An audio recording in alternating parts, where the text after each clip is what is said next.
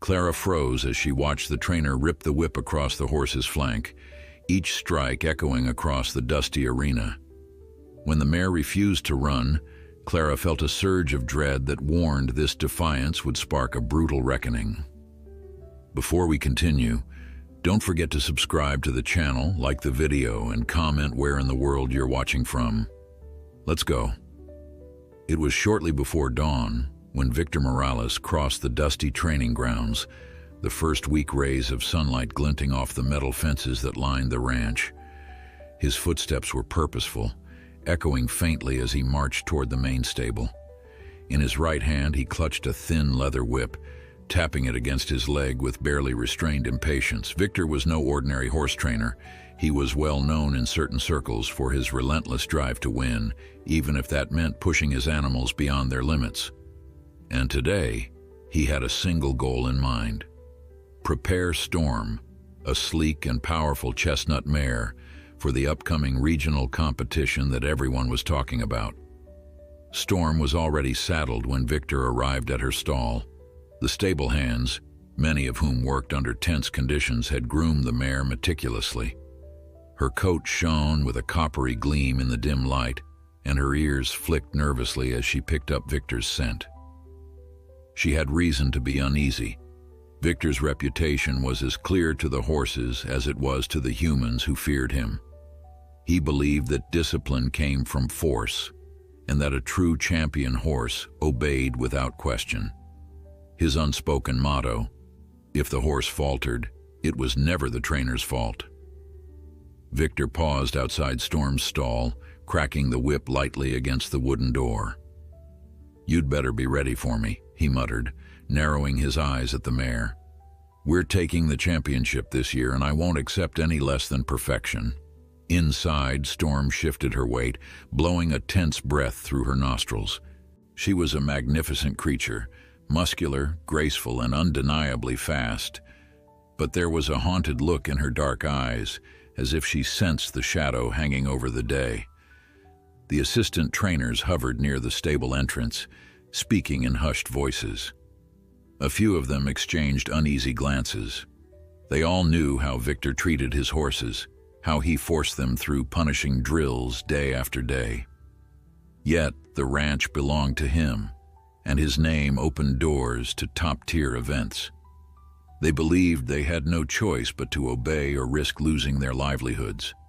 Victor paid well, and in their corner of the world, money was not something to be taken for granted. With a swift motion, Victor opened the stall door. Storm reared back a step, her hooves scraping against the floor. "Settle down," he snapped, stepping inside and grabbing hold of the reins. She jerked her head up, eyes rolling, but Victor held firm. He mounted her with practiced ease, refusing to acknowledge the panic trembling through her frame. "We'll see if you've got enough in you," he said in a low voice, before urging her forward, out of the stall and into the open arena. The arena was a wide, dusty expanse where early morning fog still clung to the edges. Victor's breath showed as faint white puffs when he exhaled, and Storm's breathing sounded louder than usual, almost echoing in the chilly air.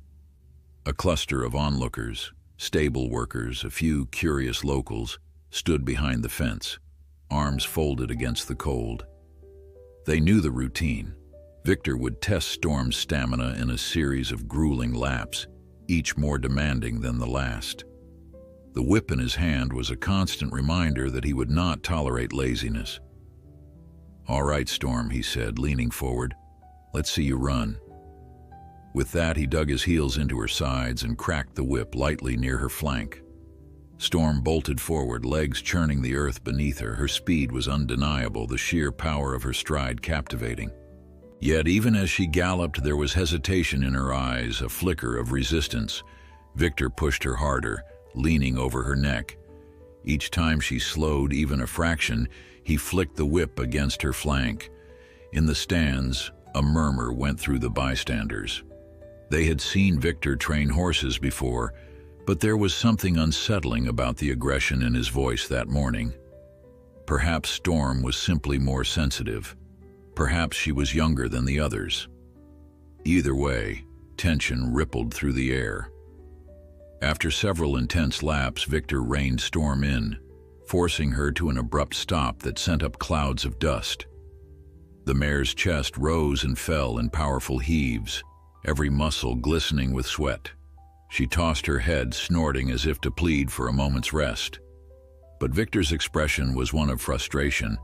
"You're too soft," he barked, voice echoing across the arena.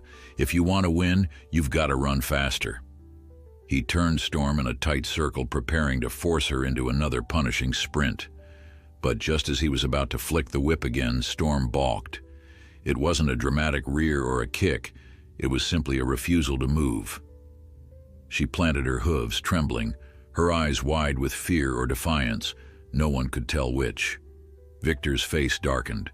"Go!" he shouted, spurring her hard. But Storm did not budge. A collective gasp spread among the onlookers. The stable hands had witnessed occasional moments of rebellion in Victor's horses, shying away from jumps or stumbling out of exhaustion, but they had never seen a horse stand so resolutely still under his intimidation. It was as if Storm had decided in that instant that she had endured enough. Victor's eyes blazed with anger. He lifted his whip, bringing it down with a sting across Storm's flank. The mare let out a guttural squeal of pain, her body flinching under the blow, yet she still refused to move. "So this is how it's going to be?" Victor snarled. He struck her again and again. Each time Storm quivered, her nostrils flaring with panic and pain, but something inside her held firm. From the edge of the arena, a young woman named Clara pressed a hand to her mouth. She was new to the ranch, hired a few weeks ago to help groom the horses. Soft-spoken and gentle, she had taken to Storm almost immediately, drawn to the mare's regal bearing and cautious eyes. Now she stood, heart hammering in her chest, as she watched Victor's cruelty unfold. Clara couldn't stay silent.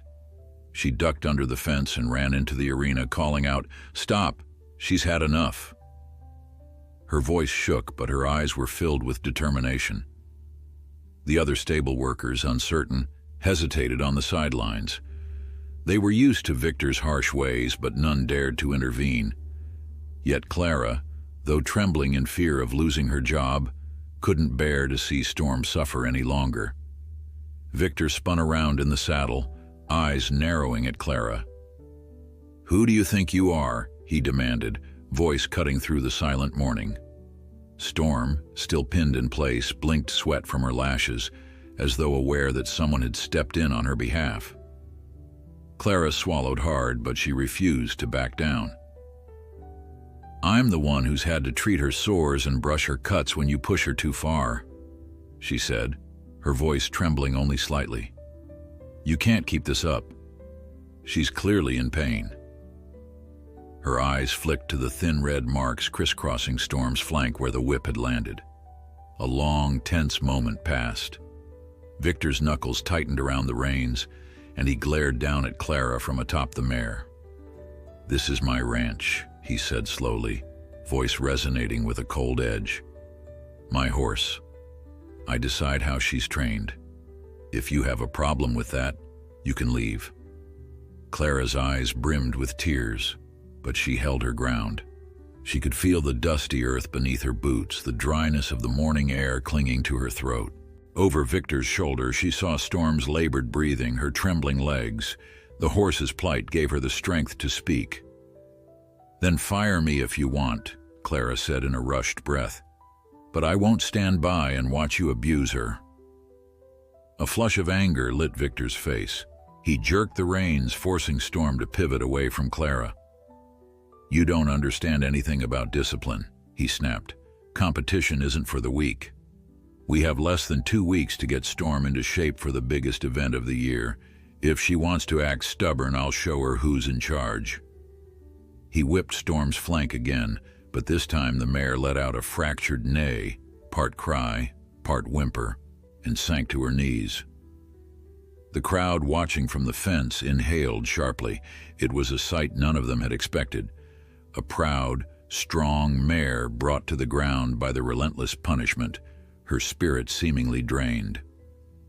Without hesitation, Clara rushed to Storm's side, tears streaming as she pressed her hands to the horse's neck. "No, Storm," she whispered, voice shaking. "Don't give up." Victor jumped down, eyes blazing. "Get away from her," he barked, his fury now directed at Clara. But before he could reach them, Storm staggered to her feet, swaying unsteadily. She let out a deep breath, as though summoning the last of her energy, and with a final pained snort, she jerked her head free of the reins. No one had time to react. In a split second, Storm whirled and took off at a gallop toward the open gate. The stable hands scrambled out of her path. Victor yelled an incoherent curse. Clara stumbled aside, heart pounding as she watched the mare vanish in a cloud of dust, her mane flaring like a banner of defiance. In the stunned silence that followed, Victor hurled the whip to the ground. "You see what you've done?" he shouted at Clara, face contorted with rage. "She'll never come back now. She's lost, and it's all because of your meddling." Clara felt a twisting knot of dread and guilt in her stomach, but also a strange flicker of relief. Storm was gone, safe from immediate harm at least. Yet she knew the mare wouldn't survive for long without shelter or proper care. Her chest tightened, and she wiped at the tears on her cheeks. "If letting her go saves her from your cruelty," she said softly, "then maybe I did the right thing." In the days to come, the entire ranch would feel the weight of what had happened. Storm had fled into the nearby hills, and no one could predict whether she would return or succumb to hunger, thirst, or injury in the harsh wilderness beyond. Victor, consumed by anger, vowed to retrieve her by any means necessary, and Clara, though uncertain of her future at the ranch, resolved to do everything in her power to find Storm first, to protect the mare who had refused to run for a man who cared only about winning. Storm's sudden disappearance sent shockwaves through the ranch. For the first time in many years, Victor found himself unable to focus, his thoughts consumed by the vision of that powerful mare galloping away in defiance. In the silence that followed Storm's escape, Clara became the unspoken enemy in Victor's eyes. Everyone sensed the tension swirling around them, an electric charge that made them speak in whispers and avoid the arena at certain hours.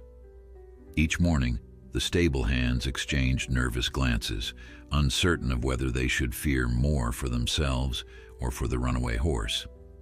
They knew that Victor's fury could manifest in new demands or in the harsh dismissal of anyone who dared challenge him.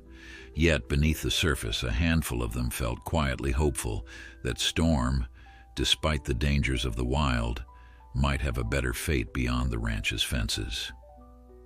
Victor wasted no time organizing search parties.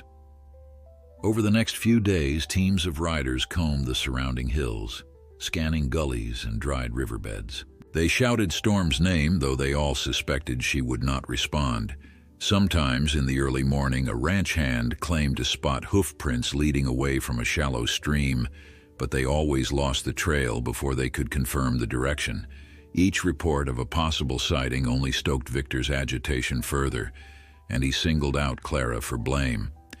He insisted she had startled Storm deliberately, that her meddling had destroyed months of painstaking training. Late in the afternoons, he would storm into the main stable, eyes blazing with anger, threatening to fire anyone he caught whispering about Storm's plight. Not a single day passed without Victor reminding them of the cost of losing such a valuable horse. Meanwhile, Clara spent every free moment scouring the terrain on her own. She did not trust Victor's men. Most of them might simply hand Storm over without a second thought, returning her to the same cycle of cruelty. Riding a gentle gelding named Coco, Clara followed faint trails through scrub oak and mesquite, scanning the horizon for any flicker of movement. Each time she paused, she recalled the raw terror in Storm's eyes that morning in the arena. Though she felt a twinge of guilt for the mare's abrupt flight into uncertain territory, Clara also believed she had spared Storm a far worse fate. She sensed that if Storm could just find water and avoid injury, the mare's resilience might grant her a chance at freedom. And while Clara yearned to find her first, Part of her also wondered if Storm was better off never returning. One late afternoon, as Clara guided Coco up a ridge of loose stones, she spotted something that made her heart leap: fresh hoofprints pressed into a patch of damp earth. She dismounted, crouching to examine the marks. The size matched Storm's, and the tracks led toward a cluster of cedar trees in the distance. With growing excitement, she walked Coco forward, watching for any sign of movement among the rocks and bushes. But as she neared the cedar grove, she found nothing but silence. No glint of a chestnut coat, no hoofbeats echoing in the hush of the afternoon. The footprints faded into a rocky outcrop, disappearing as if Storm had leapt into thin air. Clara lingered there for a while, calling Storm's name softly, though she knew it was foolish to hope for an immediate response. Turning back with a sigh, she guided Coco along a winding path toward the ranch, feeling a strange mixture of disappointment and relief. If Storm remained elusive, perhaps it meant she was finding ways to survive. The sun dipped low, painting the sky with streaks of orange and pink. By the time Clara returned, the horizon was awash in violet shadows. She unsaddled Coco with careful hands, thanking him for his patience, then led him to his stall. Across the aisle, the empty space that had once been Storm's stall stood in quiet reminder of the mare's absence. Clara paused there, running her fingers along the wooden door. In that silent stable, she could almost see Storm's dark eyes gazing back at her, equal parts frightened and proud. She made a promise then, under her breath, that she would never give up on Storm. That night, the ranch was quieter than usual. Victor locked himself in his office, poring over competition schedules and the cost of every wasted day without Storm. Though he had other horses to train, none matched Storm's explosive speed. She was his ticket to a trophy that could propel him to bigger racing circuits. Losing her meant losing more than a race. It threatened his pride. From behind the door, stable hands overheard him raging on the phone to someone rumored to be a broker who specialized in acquiring lost animals. Whispers circulated that Victor might hire trackers with dogs to chase Storm down. The very idea made Clara's stomach turn. She pictured Storm, cornered against a canyon wall, hounded until she broke. The thought alone propelled Clara to slip outside under the moonlight, scanning the silhouette of the hills, silently hoping the mare was already far beyond Victor's reach. The next morning, a rumor spread that a rancher several miles east had sighted a horse with a bright chestnut coat roaming near his property. Heart-pounding, Clara mounted Coco and headed in that direction, following a winding dirt road that cut through gullies and sparse fields. She arrived at a modest homestead where an older couple confirmed they had seen a lone horse racing across a distant ridge at dawn. Their description matched Storm's coloration and build, but the couple also mentioned a second figure trailing behind, something dark, perhaps a stray horse or even a wolf. Clara's pulse quickened at the mention of a possible predator, imagining Storm in a confrontation she might not survive. However, the couple could not provide more details, and so Clara thanked them and rode on, determination flaring in her eyes. By midday, the heat bore down mercilessly.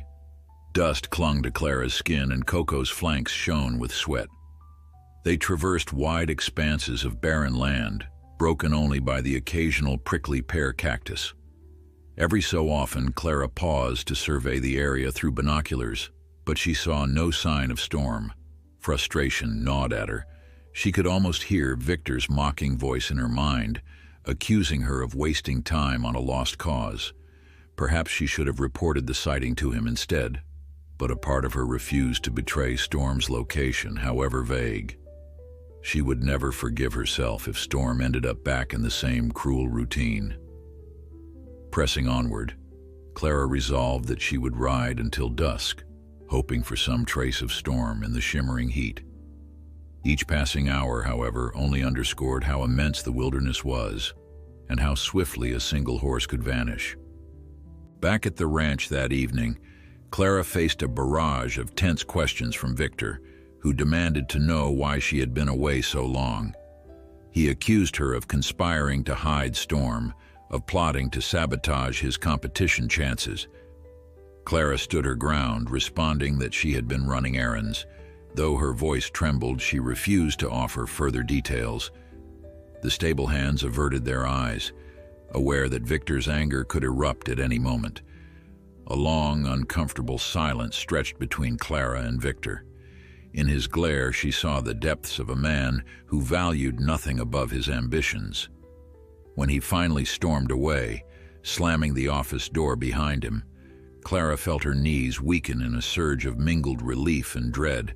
She suspected that if Victor discovered any solid evidence of her search for Storm, he would punish her in ways far worse than firing. She worried. Night fell gently over the ranch, its darkness broken only by the glow of a waning moon. Inside the stable, Clara lay awake on a small cot where she sometimes slept when early chores demanded her presence before sunrise. Instead of drifting to sleep, she stared at the ceiling beams, thinking of Storm. The day's heat still clung to the air, and the whir of insects outside lulled some of the horses into restlessness. Clara heard an occasional snort or stomp echo among the stalls, but her mind remained elsewhere, fixed on the idea that Storm might be out there in the hills, alone under this same sky. In another part of the ranch house, Victor sat at his desk, a single lamp throwing harsh shadows on the walls. Papers littered the surface, maps of the territory, ledger pages of expenses, and phone numbers for distant acquaintances who might track a missing horse for a price. His fury simmered just beneath the surface, still outraged that Storm had defied him. He flipped through a small notebook filled with scrawled contacts, stopping every so often on a name he recognized. Beneath each name, he had written short notes. This one's reliable, can retrieve animals from anywhere. Another line, charges too much, but discreet. Finally, in the deepest hours of the night, he closed the book and set it aside. His decision was made. If the ranch hands failed to bring back Storm soon, he would hire professionals. Dawn arrived with pastel streaks in the sky. Clara rose from her cot and went about the morning chores. She filled troughs, laid out fresh hay, and checked each horse's hooves. The stable was a world of quiet routine, separate from the tension swirling around them. She often paused, remembering how Storm's stall had once required extra brushing and gentle words to calm the anxious mare. Now that space was only a silent reminder of everything that had changed. Clara caught herself stroking the empty stall door, recalling the softness of Storm's nose and the flash of defiance in her eyes. Mid-morning brought swirling dust as Victor strode into the stable, accompanied by two men who were clearly not part of the regular staff. They wore weathered boots and hats pulled low over their eyes. Each carried a coil of rope and a hard, flat expression. Clara looked up warily from brushing Coco, her heart stuttering at the sight of them. Victor's grim smile told her all she needed to know. "Gentlemen," he announced, addressing everyone in earshot, "these men are skilled trackers. They've come to help me find Storm." He turned and leveled a cold stare at Clara, adding, "It seems we haven't made any progress with our own methods." Clara forced herself to keep grooming Coco, though her shoulders tensed at Victor's unsubtle jab. The two strangers surveyed the stable, their eyes taking measure of each horse. One of them spat onto the dirt floor and spoke in a low voice. "We'll need an item that carries the horse's scent if you have it. Blanket, brush, anything." Victor barked an order at a stable hand who hurried off to fetch Storm's bridle, one of the few pieces of tack that still retained a trace of her sweat. While they waited, the two trackers asked questions about Storm's temperament, her last known direction, and any prior escapes. Victor answered through clenched teeth, painting Storm as rebellious and cunning. Clara winced at how he twisted the story, but she kept silent. She feared that if she spoke, Victor might cast more suspicion her way. Once the trackers had Storm's bridle, they headed toward their truck, promising to send word if they found evidence of the mare's whereabouts. Victor followed them outside to finalize details, leaving Clara alone in the stable aisle. She let out the breath she'd been holding, pressing her hand to her chest as she tried to steady herself. The idea of hired trackers, men who might chase Storm with unyielding resolve, filled her with dread. Could Storm outrun them? Or would they corner her, rope her, and drag her back to face a worse fate than before? As the day stretched on, Clara busied herself with errands around the ranch, though her mind was miles away. Each time she passed the main house, she saw Victor pacing behind the windows, phone pressed to his ear, presumably giving orders or demanding updates. The hours crawled by without word from the hired men. By late afternoon, clouds gathered in the distance, threatening a storm that might bring precious rain to the parched land. Yet for Clara, the real storm was the one looming in her heart, a tempest of worry for the mare she had grown to love. After dinner, when chores slowed, she gathered her courage and slipped away. She saddled Coco with practiced motions, not daring to ask permission. Avoiding the most visible paths, she led the gelding through a side gate and out into the open fields. The wind had picked up, tugging at her hair and carrying the scent of rain. She urged Coco into a steady trot, heading toward the rocky foothills where she had once found those faint tracks. Perhaps Storm had returned to that area, or maybe she was drawn to a small creek that Clara recalled often ran with water after a good downpour. By the time she reached the foothills, daylight was waning. A hush spread over the land, broken occasionally by the cry of a distant hawk. Thunder rumbled in the sky, low and insistent. Clara pulled Coco to a halt and scanned the horizon. Had the trackers already passed this way? Would she find them, or Storm, or both? The wind stirred the dry grass, making it shiver like a living thing. With a soft click of her tongue, Clara moved on. Half an hour later, she reached the shallow creek bed. It was bone dry, but signs of moisture lingered from previous rains. She dismounted, letting Coco graze on sparse tufts of grass. Then, she knelt down, sifting through the soft dirt at the creek's edge. Her pulse gave a jolt, hoof imprints. They were faint but seemed fresh.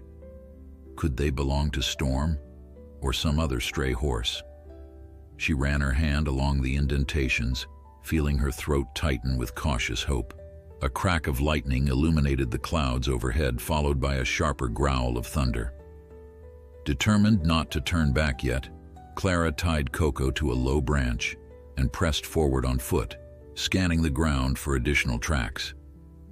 The wind whipped around her, stirring leaves and loose debris, and she could smell the electrified air of a coming downpour.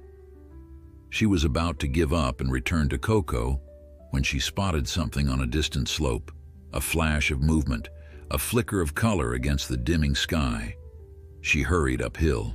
Her boots slipped on wet stones as the first raindrops spattered around her, but she pushed on, refusing to let the element of chance slip by.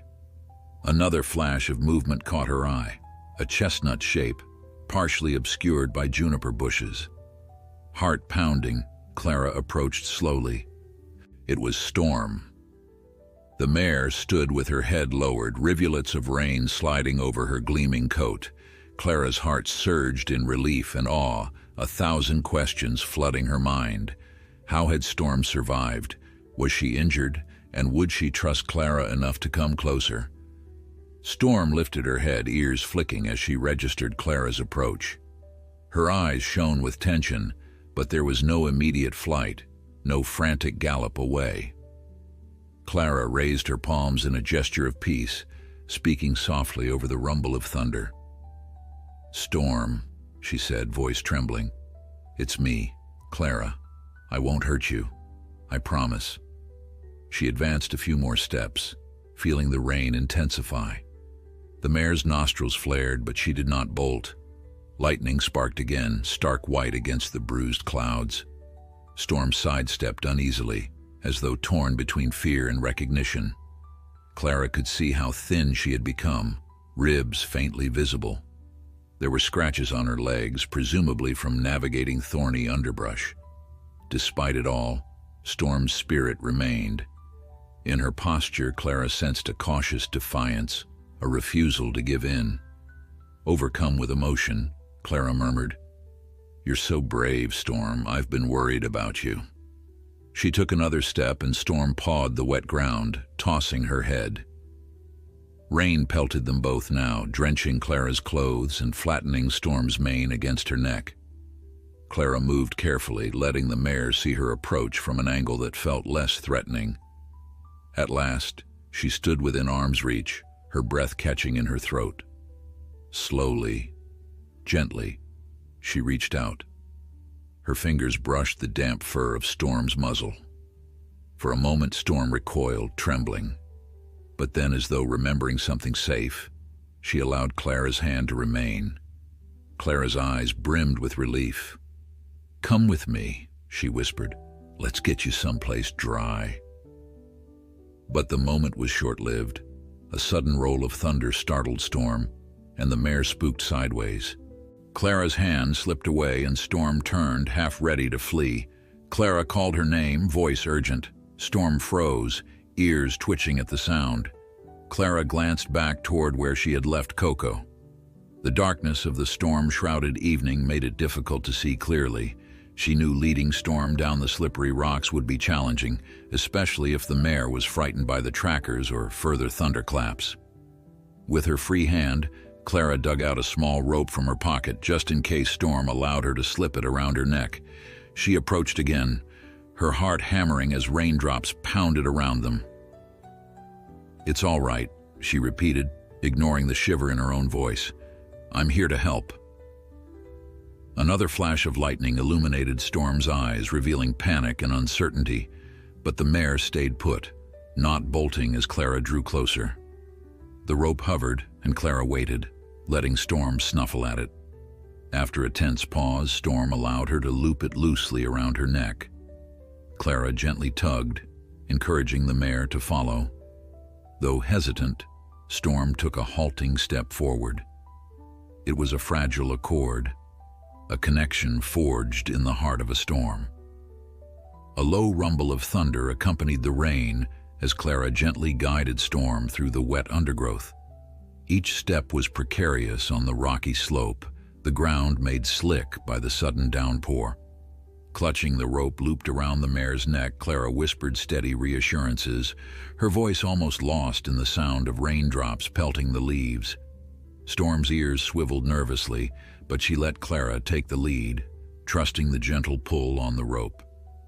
Their progress was slow, yet each careful stride brought them closer to the creek bed below, where Clara had left Coco tethered. Despite the chill of the evening and the fear that pulsed in both horse and human, they pressed on together, forging a tentative bond in the midst of the storm. When they finally reached the bottom of the slope, Clara paused to catch her breath, her heart pounding from the adrenaline of guiding Storm down such treacherous terrain. She glanced at the mare and noticed the tremor in her flanks, a testament to how frightened and exhausted she must be. Lightning flickered, illuminating Storm's face in a pale flash. Clara could see the mare's eyes darting, searching for any sign of threat. Her coat gleamed with rain, and streaks of mud clung to her legs. Gently, Clara reached over and stroked Storm's neck. "You did so well," she murmured, though she knew they still had decisions to make and challenges ahead. A sudden gust of wind made the tall grass shudder, and Storm sidestepped, nearly dragging Clara with her. Clara steadied herself, tightening her grip on the rope while murmuring soft words she hoped would soothe the mare's nerves. It was growing dark quickly, and she remembered that the trackers might be roaming these very hills. She also wondered whether Victor had noticed her absence, or would even suspect she was out here. Shivering under the rain, Clara realized she couldn't linger in the open. Her best chance was to find some form of shelter for Storm, someplace far from any well-trodden path where the trackers might look. The thought of returning to the ranch with Storm churned uneasily in Clara's mind. Yes, it would mean safety from the cold and a roof over Storm's head, but it would also place the mare back under Victor's power. Clara couldn't bear the idea of Storm facing that whip again. Still, she couldn't simply leave the horse out here, alone in the rain with no guarantee of finding fresh water and forage. A compromise took shape in her mind. If she could guide Storm to a small, abandoned shack she recalled seeing on one of her earlier rides, an old line cabin tucked away behind a rock formation, maybe she could keep the mare hidden. It was a risky plan, but at least Storm would have shelter for the night. Clara decided she would worry about the next steps once dawn arrived. She led Storm toward the creek bed, calling out softly for Coco. The gelding had been restless from the thunder, and he shifted nervously under the low branch where he was tied. When Clara appeared with Storm, Coco snorted in alarm, ears pinned back. Storm eyed him in return, tension rippling through her body. Clara took her time, speaking in a soothing tone to both horses, letting them sniff each other's muzzles.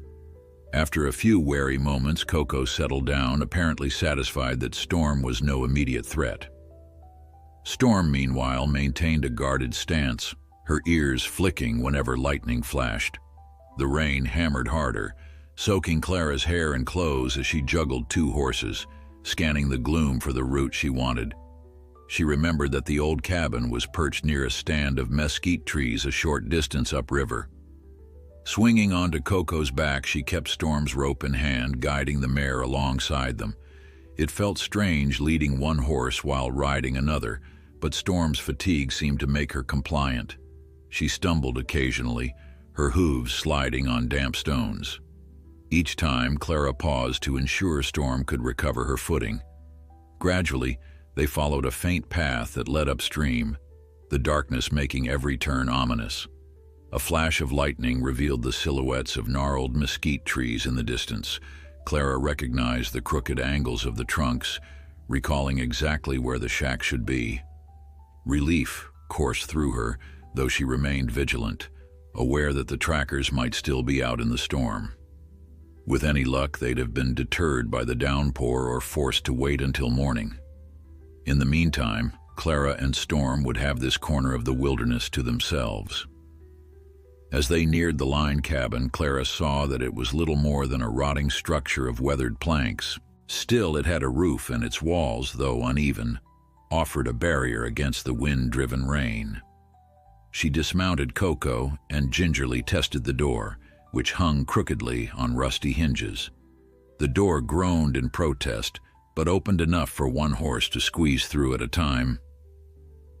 Inside, the darkness was thick, and the smell of old wood mixed with dust. Rain dripped through cracks, but it was far drier than the open hillside. Clara led Coco in first, guiding him to a corner where the floorboards seemed less warped, then coaxed Storm inside. The mare's hooves clopped on the wood, and she snorted anxiously, but she followed Clara's lead. There was barely space for two horses, yet Storm and Coco stood nose to tail, each shifting uncomfortably as they tried to settle. Clara lit a small flashlight, its narrow beam cutting through the gloom. The cabin had once had a stone fireplace, though its chimney was partially collapsed. A battered wooden table lay overturned in a corner. Bits of debris littered the floor, but nothing looked immediately dangerous. Satisfied that the horses had enough room to stand out of the worst of the rain, Clara turned off the flashlight to let their eyes adjust, choosing to trust the faint glow from the occasional lightning. She sank onto the floor, exhaustion slamming into her now that the immediate urgency had passed. Storm stomped a hoof, still unsettled by the strange space. Worried that the mare might panic in the cramped confines, Clara crawled closer, speaking in a gentle voice. "I know it's not the ranch," she whispered, stroking Storm's muddy leg. "But at least you're safe here for tonight." Storm tossed her head, letting out a quiet, weary exhale. Clara noticed the faint tremble still running through the mare's body, and wished she had a blanket or even some dry hay. She resolved to stay awake as long as she could to make sure neither horse spooked or injured themselves in the cramped shack. If only the trackers and Victor never found out about this refuge. Outside, the storm grew fiercer, rattling the cabin walls with gusts of wind. Rain pounded the rickety roof, and thunder boomed in intervals, making Coco shift nervously. Clara had no idea what time it was, only that the night stretched on, unrelenting. She thought of the ranch, imagining the lights burning in Victor's office. It would not surprise her if he was pacing, furious, perhaps on the phone with the trackers, pressing them to continue their search. A wave of fatigue rolled over her, and she fought to keep her eyes open, scanning the silhouettes of the horses in the dimness. In the flicker of lightning, Storm's profile was majestic despite her hollow flanks, a testimony to the grit that had kept her alive. Clara leaned back, trying to find a comfortable position against the wall. She considered her predicament. Tomorrow, she needed to check Storm's injuries more closely. The mare might be harboring cuts or bruises beyond the visible ones. She also needed to figure out water and feed. Even if the cabin served as a temporary haven, Storm would need better sustenance. Clara thought about sneaking back to the ranch at first light, gathering some supplies and returning before Victor noticed. But what if he'd already grown suspicious of her absence? The idea of confronting him set her heart racing again. One thing she knew: she couldn't abandon Storm now. The mare's life hung on a delicate thread, and Clara intended to protect her at all costs. She was drifting in a half-sleep when a splintering crash jolted her awake. Coco let out a startled whinny, and Storm scrambled backward, nearly colliding with the table in the corner. Heart in her throat, Clara leapt to her feet, fearing the roof might have partially collapsed. Another crash sounded just outside the door, and for a moment she thought it might be the trackers. But after the flash of lightning that followed, she realized a tree branch had snapped under the weight of the wind and rain, slamming against the side of the cabin. Relieved that no one had broken in, Clara patted Coco's neck to calm him. Storm still trembled, pressed against the far wall, eyes wide and nostrils flaring. Clara talked softly, the words as much for her own comfort as for the horses. Gradually, the tension ebbed. She checked the door, discovering that the broken branch hadn't done more than scuff the exterior. The storm continued to rage, but the structure, precarious as it seemed, held its ground for now. Drawing a shaky breath, Clara returned to where Storm stood, carefully running her hand down the mare's shoulder. "We'll make it through," she murmured. "Just hold on until morning." Thunder grumbled again, and the hours dragged on in a ceaseless pattern of howling wind and sheets of rain. Eventually, a dull gray light seeped through the ragged gaps in the cabin walls, signaling the arrival of dawn. The storm had eased to a heavy drizzle, and the wind died down to a mild gust. Clara's limbs ached from dozing in awkward positions on the rough floor, but she pushed aside her discomfort, already thinking ahead. She needed to find water for Storm and Coco, plus food. Summoning what courage she had left, she decided she would venture back to the ranch, or at least near it, to collect hay and possibly some grain. With luck, she could slip in unnoticed and return quickly. She only hoped that in her absence, the trackers wouldn't stumble upon Storm's hiding place first. Clara woke with a stiffness in her joints that felt far older than her years.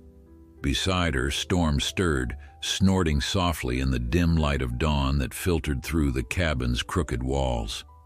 Coco lifted his head, ears twitching at a drip of water falling from the roof. Outside, the rain had slowed to a fine mist, though thunder still rumbled in the distance, a last reminder of the storm's passing.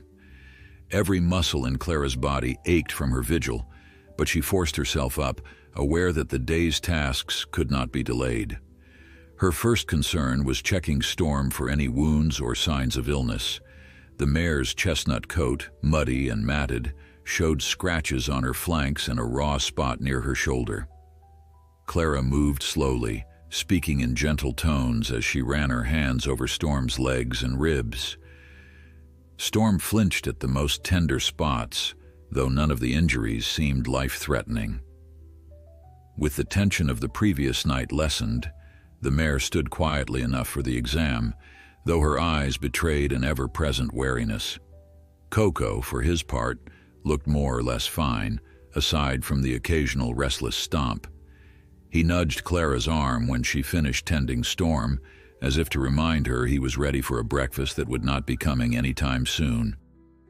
Clara sighed, wishing she had hay or even a bag of oats. Neither horse had eaten well since yesterday's early feeding at the ranch, so their hunger had to be growing urgent. Even Storm, once wild with panic, might find her strength fading quickly without proper nourishment. Clara patted the gelding's neck. "I'm sorry, boy," she whispered. "I'll get something soon."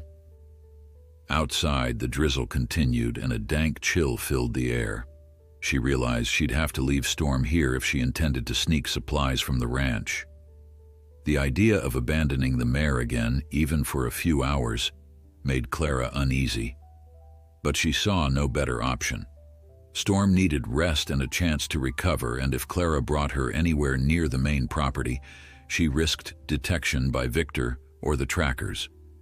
She hesitated, imagining what might happen if someone else stumbled across the cabin.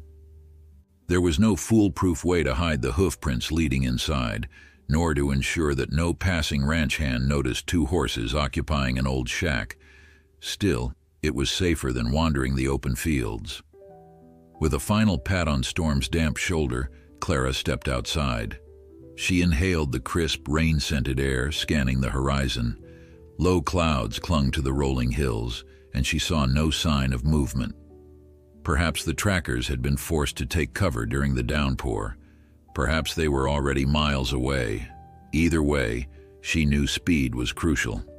Mounting Coco was a challenge on muddy ground, but she managed, urging him forward with a quiet click of her tongue. She left Storm behind, unrestrained except for a loose loop of rope around her neck, trusting the mare's fatigue to keep her from wandering too far. A pang of guilt gripped Clara's heart, but she steeled herself. This was the only path if she hoped to save Storm in the long run. As she guided Coco through the winding trails, her thoughts drifted to Victor's likely response if he found Storm. He would see her disappearance as a mere inconvenience to his ambitions. She pictured the whip in his hands and felt her own anger spark. Storm did not deserve more punishment for daring to flee. No horse did. Clara's resolve hardened with each squelching hoofprint in the damp earth. She would get what Storm needed, then return immediately, no matter the personal cost. 2 hours of careful riding brought Clara back to the ranch's perimeter. She glimpsed the tall fence line, the silhouette of the main stable, and the cluster of outbuildings that housed feed and tools. Keeping Coco hidden among low bushes, she dismounted and tied him to a sturdy branch. Her best chance lay in moving on foot, weaving through the storage areas at a time of day when most staff would be preoccupied with chores on the opposite side of the property. She advanced slowly, keeping to the shadows of the feed barn. Voices drifted from the stable yard, someone calling instructions, perhaps about the morning's tasks.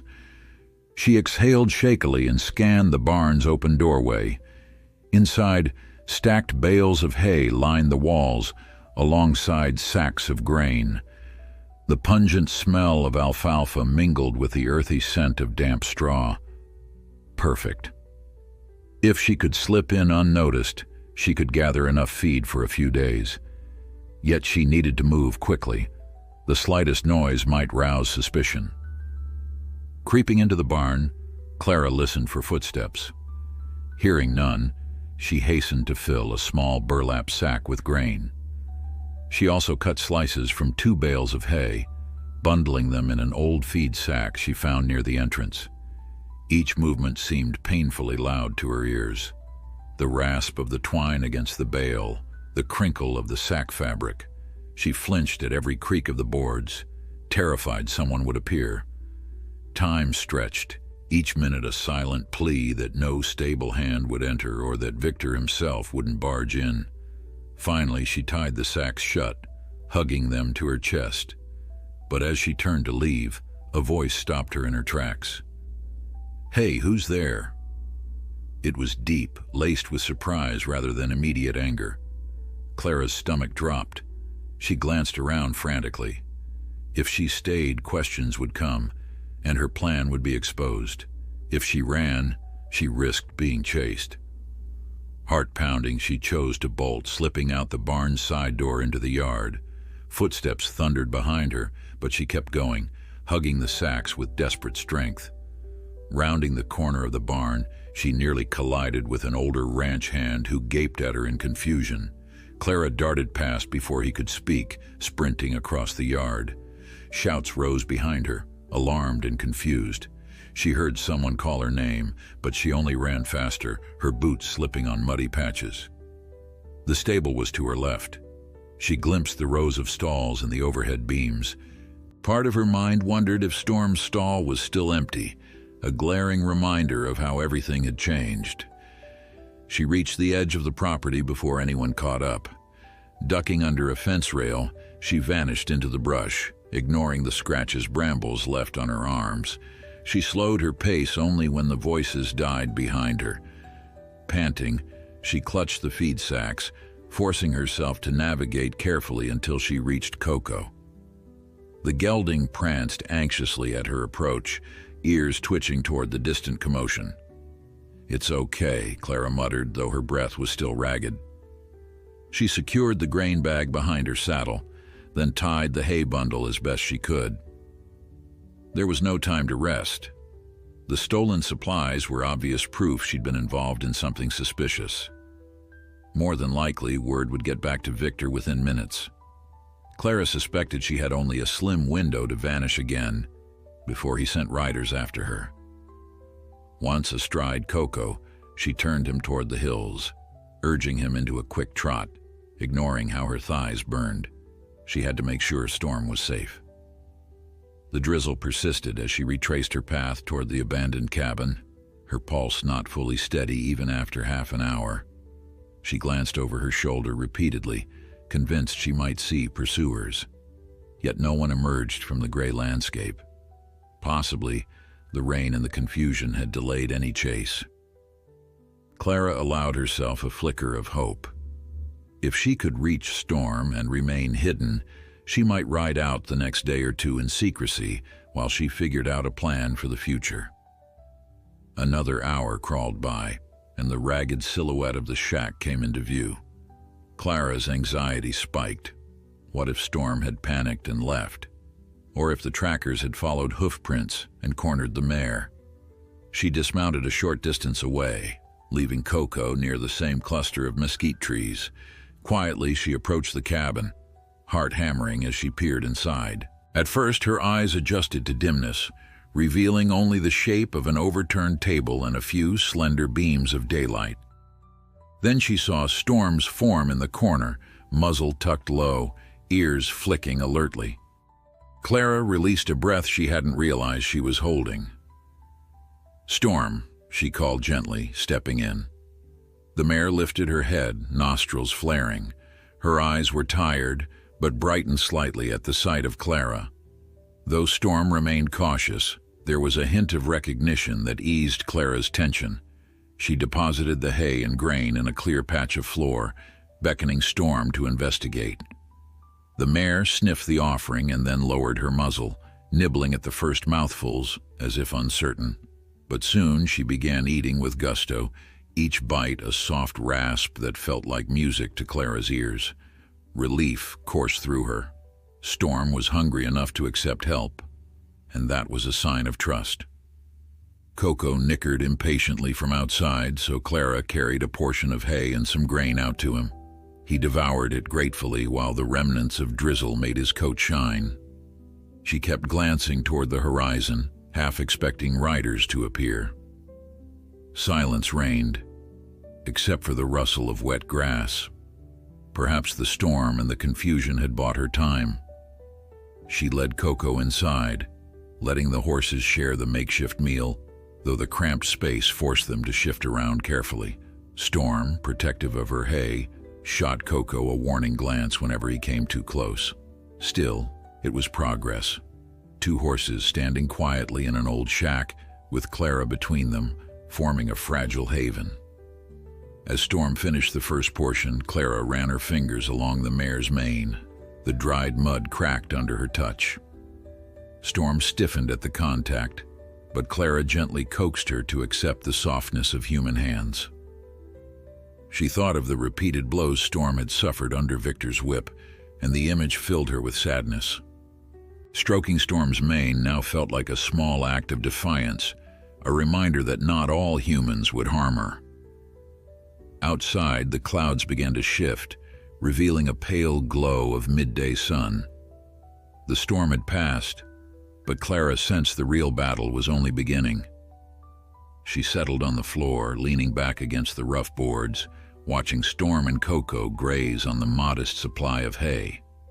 For now, they had respite. But Clara knew she could not stay hidden here forever. The ranch staff would soon realize she was gone, and Victor would connect her disappearance to the missing mare. Her theft of supplies made it even more certain that she had run off with Storm. The trackers, once they heard the news, would search with renewed vigor. A single misstep might lead them straight to this shack. Clara cast a glance at the horses, feeling fear flicker and fade into resolve. She had promised herself she would protect Storm, no matter the cost. And if that meant finding a way to leave this ranch behind for good, then so be it.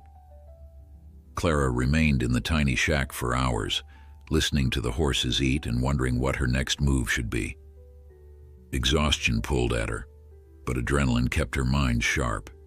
Every so often she'd peek outside, scanning the rolling hills for any sign of trouble.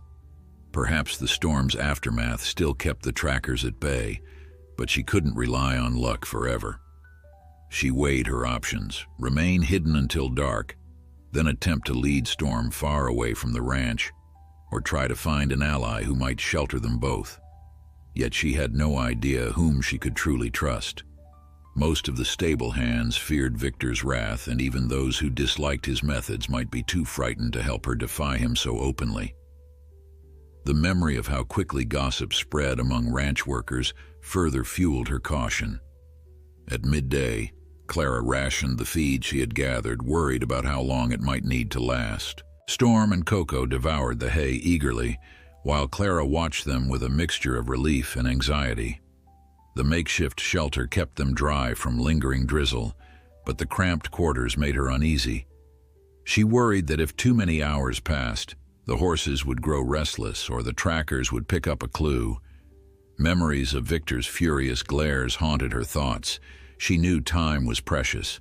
Already she pictured the riders scouring the hills, or perhaps forging alliances with local ranchers who might spot a stranger and two horses. Clara suppressed a shiver, resolved to remain calm for Storm's sake, because panic would solve nothing now. Late in the afternoon, the sky cleared enough for a few rays of sun to illuminate the shack's interior. Clara led Coco outside to let him stretch his legs, carefully scanning the horizon first. Storm watched from the doorway, ears pricked with curiosity, but unwilling to step into open land. Clara couldn't blame the mare. Freedom no longer felt quite so certain, with dangers lurking everywhere. As she walked Coco in slow circles, Clara debated traveling under cover of darkness. The idea held promise, yet the terrain could be treacherous at night, especially for a mare already weakened by injuries and stress. Another question gnawed at her mind. Where would they even go? She had no connections beyond the ranch's boundaries and no funds to travel any significant distance. Eventually, Clara decided she needed advice from someone with a broader view of the region's possibilities. She thought of a ranch hand named Mateo, a quiet older man who sometimes voiced disapproval of Victor's cruel training style. He had once confided that he'd grown up traveling between small farming communities in the mountains, forging friendships with people who respected horses as companions rather than tools.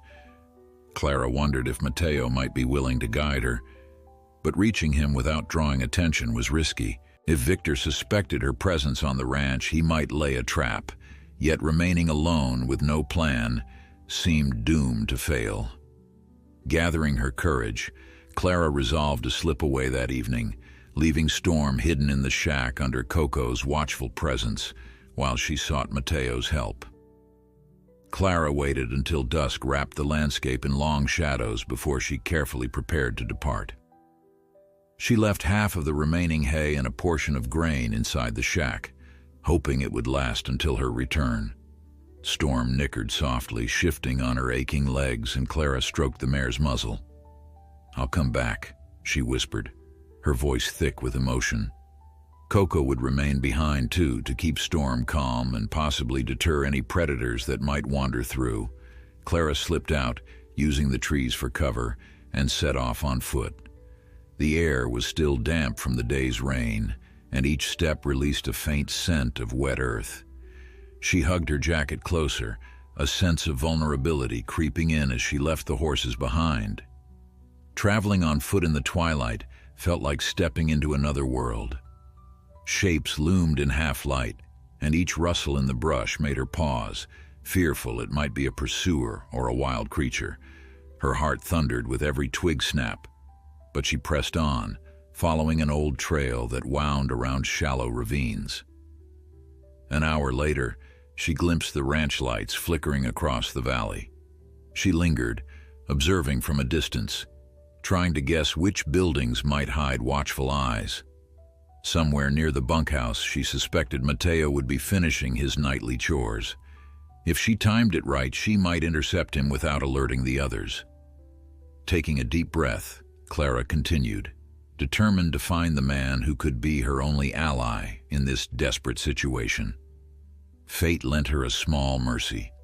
Mateo stood alone by the paddock, coiling a rope in the fading light. The other ranch hands seemed to have moved indoors for supper. Clara crept closer, her nerves straining for any sound of footsteps. When she was within earshot, she whispered his name, careful not to startle him into shouting. Mateo whirled, eyes wide, then relaxed slightly when he recognized her. "Clara," he murmured, setting the rope aside. "What in God's name are you doing out here? Everyone's looking for you. Victor's furious. They think you stole feed and ran off." Clara drew nearer, tension in her every movement. She told him in hushed words about Storm, about the shack hidden in the hills. Her story spilled out in a rush. Mateo listened with solemn intensity, occasionally nodding as Clara described the mare's injuries, her flight, and the trackers on her tail. When she finished, he exhaled slowly. "This is dangerous," he said, glancing over his shoulder. "Victor's not going to stop. He has men out searching day and night. Word is he's ready to pay a hefty price for whoever finds the mare." Clara felt her stomach knot. She asked if Mateo knew of a refuge, a place where Storm could heal safely, far from Victor's grasp. Mateo paused, brow furrowing. "There's a small mountain village beyond the next valley," he answered quietly. "People there respect horses. They'd hide you if they believe in your cause. But getting there is no simple ride. The trail is rocky, and you'd need help." Clara glanced at the ranch lights, suspecting that at any moment someone might appear and see them. "Will you guide us?"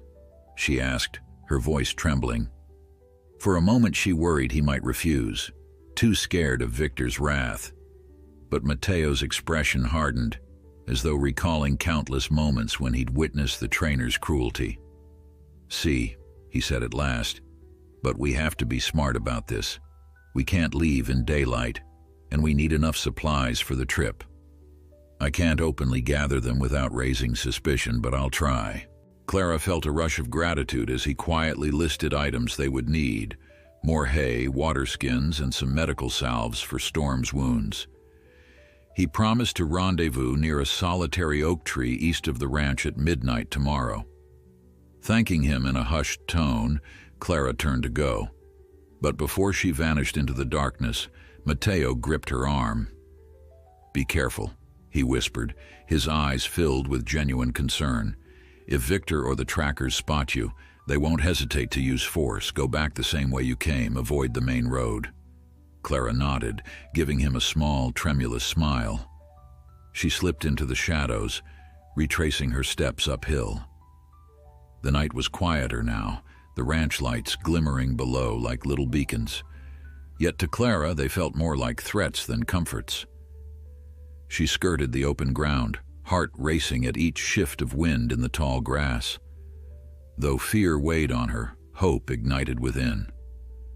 Soon she might lead Storm to freedom in the mountains with Mateo's help. With the hush of midnight still lingering, Clara climbed the steep path toward the abandoned shack. Each step made her aware of how vulnerable she was out here, alone in the darkness, carrying nothing but the hope that she could guide Storm to safety. Clouds drifted across a half-moon, casting shifting shadows on the stony ground. Now and then, a gust of wind rustled the shrubs, and Clara's heart would pound at the thought of a hidden watcher. Yet no one appeared. She pressed on, determined to see Storm again before dawn and reassure herself that the mare remained unharmed. When at last she caught sight of the shack's silhouette, Clara paused, breath hitching. The shape of a horse stood near the sagging doorway, illuminated faintly by moonlight. It was Coco, presumably scanning the dark horizon for her return. Clara almost laughed with relief. He must have grown restless in her absence. Approaching slowly, she called out a gentle greeting. Coco nickered softly, trotting forward to nudge her with his muzzle. He seemed unharmed, though he snorted in mild reproach, as if to say she had been gone far too long. Clara patted his neck, promising him she would make things right soon. Inside, Storm stood in the far corner, her ears flicking at the sound of Clara's voice. Despite the gloom, Clara could sense the mare's tension ease the moment they locked eyes. Storm's coat still showed mud and scrapes, but her posture looked steadier compared to the frantic energy that had consumed her before. Clara took a moment to settle on the warped floor and let the adrenaline ease from her system. She told the horses about her meeting with Mateo in a whispered voice, as though sharing secrets in the dead of night. "He's going to help us," she murmured, stroking Storm's mane. "But we have to wait until tomorrow, maybe longer, for him to gather supplies." Storm blinked, unconcerned by the specifics, only relieved to have Clara back in her sphere.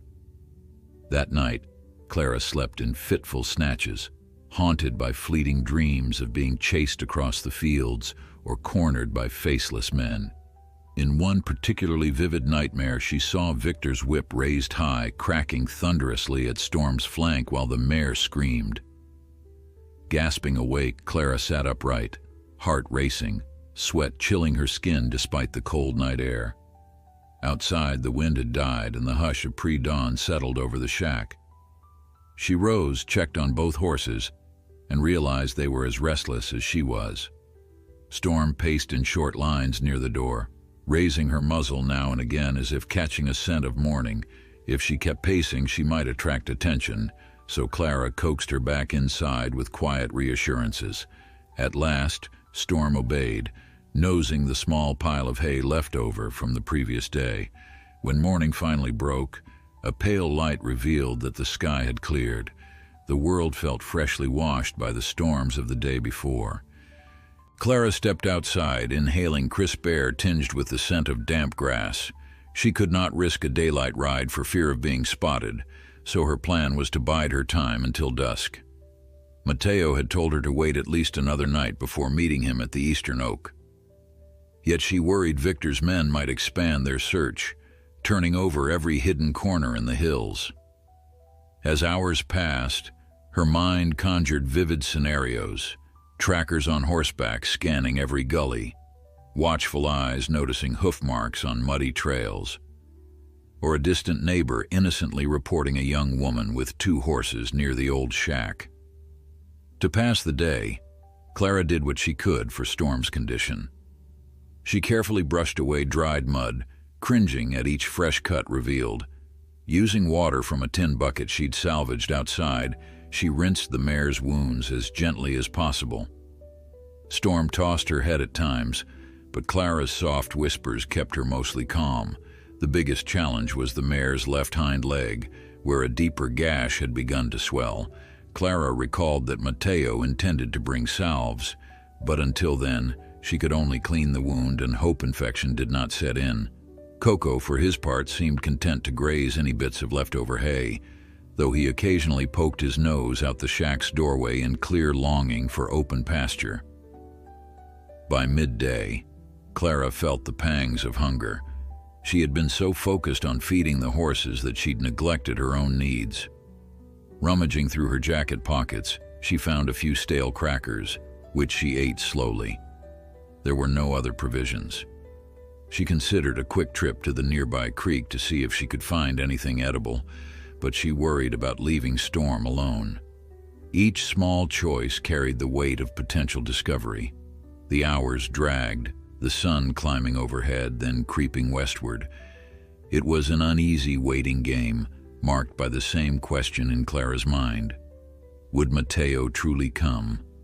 And if so, would their plan even work? Finally, late afternoon shadows stretched across the land.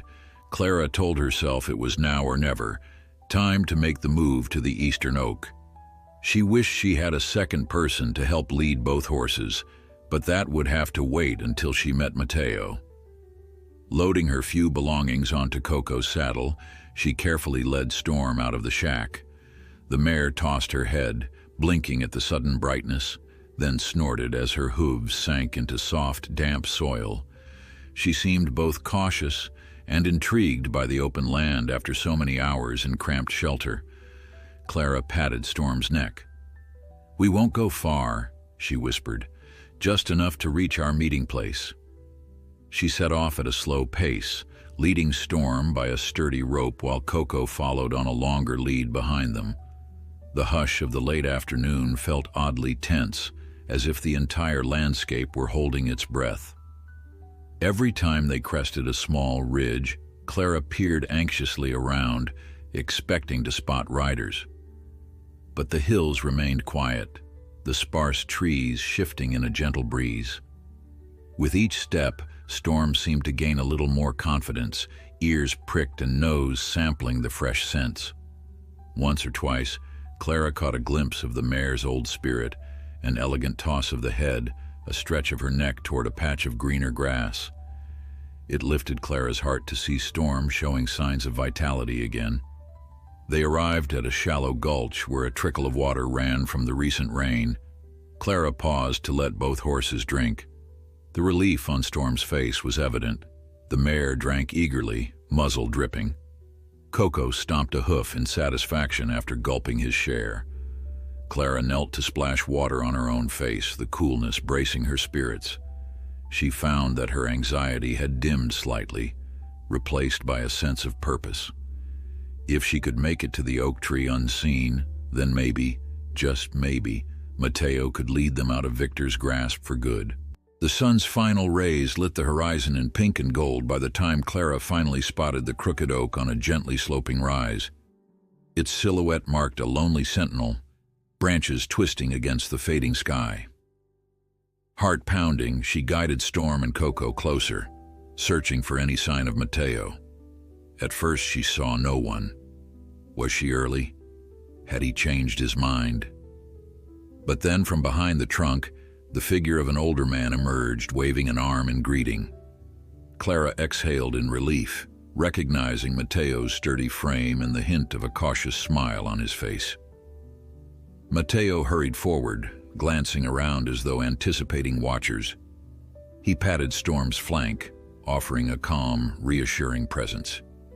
Then he pointed to the small stash of supplies he'd brought, rolled blankets, water containers, and a few large sacks of feed, along with a basic medical kit. Clara's eyes stung with gratitude. She thanked him in a soft, urgent tone, and he responded, "We have to leave now before it's fully dark. The mountain trails are tough enough without stumbling blindly, but we also can't wait until dawn, or they'll spot us easily." He turned to examine Storm, eyebrows drawing together when he saw her cuts. He used the medical salve to treat the worst of her wounds, working quickly but gently, as though fully aware that Storm's trust was precarious. The mare flinched at first, uncertain of his touch, but she allowed him to smear the cool paste on the gash on her hind leg. Mateo whispered soothing words in Spanish, occasionally patting her neck with a sure hand. "Tranquila, hermosa," he said. "We'll keep you safe." As darkness deepened, the moon rose again, a slender crescent amid scattered stars. Clara helped Mateo secure the supplies onto Coco's back, leaving Storm unburdened so she could focus on the rocky climb. They devised a formation, Mateo leading the way on foot, Clara in the middle guiding Storm, and Coco following with the feed and blankets. It felt surreal, like a band of fugitives under the night sky, yet the sense of determination binding them together was palpable. Before they set off, Mateo gave Clara a level look. "If we run into trouble, keep the horses calm and stay close to me. The path winds along steep drop-offs and one slip could be dangerous." Clara nodded, swallowing her nerves. She glanced at Storm, whose ears swiveled uncertainly in the dark. Though it might be terrifying, forging ahead was their only choice. They walked in near silence at first, boots crunching in loose gravel. A whisper of wind brushed past, carrying the distant hoot of an owl. Clara's senses felt magnified. Every small noise set her pulse racing. She imagined pairs of eyes watching from behind the next outcropping or distant hoofbeats pursuing them. But each time the fear threatened to overwhelm her, she remembered Victor's whip and Storm's haunted eyes. The mare deserved this chance at freedom, and Clara was prepared to do whatever it took to get her there. As the trail steepened, Mateo paused to point out the safest route around jagged rocks. The air grew thinner and cooler, a welcome change from the sultry days on the ranch. Now and then, Storm hesitated, testing the loose stones with her hooves, uncertain of the footing. Clara soothed her with words of encouragement, patting her flank each time they navigated a tricky bend. Behind them, Coco carried the supplies without complaint, though he occasionally let out a low snort, as if to comment on the difficulty of the climb. Minute by minute, they ascended. When they finally crested a ridge, the valley behind them stretched in shadowy silence, dotted with tiny lights that might have been ranch houses far below. Mateo gazed back, checking for signs of pursuit. Seeing no flickers of lanterns or movement, he motioned Clara onward. They pressed forward into the darkness, pushing deeper into rugged terrain that few riders dared to traverse without a clear reason. Clara prayed that meant the trackers wouldn't guess this route.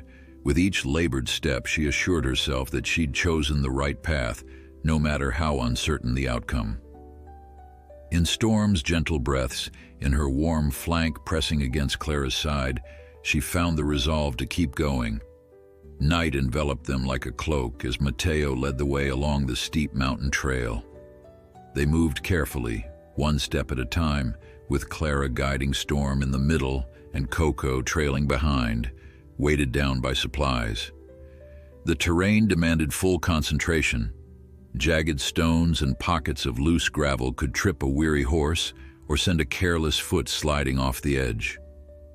In the darkness, only the pale shimmer of moonlight on rock offered hints of where to step. Clara's breath grew ragged from the altitude, and sweat beaded along her temples despite the chill air.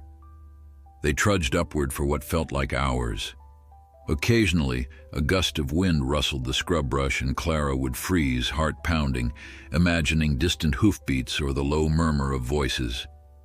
Yet no pursuers appeared. Even so, she couldn't shake the sense that Victor's men might be out there, following some unmarked path to catch them unawares. Each time her anxiety swelled, she glanced at Storm, who plodded onward, ears twitching at every odd echo, but refusing to give in to panic. Something about the mare's determination in the face of injury and fatigue steadied Clara's own nerves.